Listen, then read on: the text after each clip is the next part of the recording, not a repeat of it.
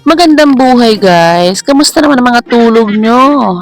Ako ito, mukhang binangungot.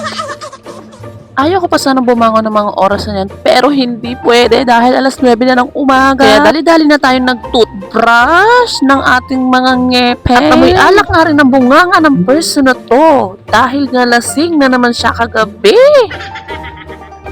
Nag-manifesting pa, nasabi hindi na daw iinom sa 2026. Yun pala'y hindi pwedeng hindi iinom sa 2026.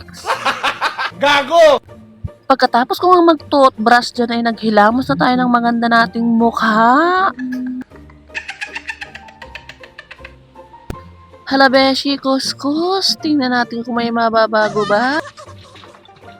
Siguro napapansin nyo na dyan lang ako nagtututbrush at naghihilamos.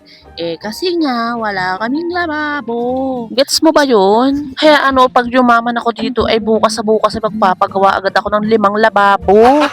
Gago!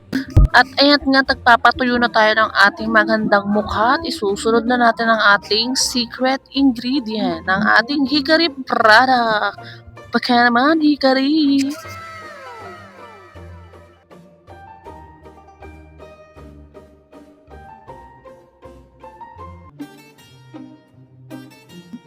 Pagkatapos nga natin mag-toner dyan, ay maglalagay na tayo ng ating palitada sa ating mukha. Ang aking Hikari sunscreen. Kahit madalang akong lumalabas, palagi ako naglalagay ng sunscreen na yan. Dahil kahit nasa loob ka ng bahay, ay naiinitan ka pa rin. O diba, plakadong-plakado ang ating palitada dyan. Ang sunscreen pala.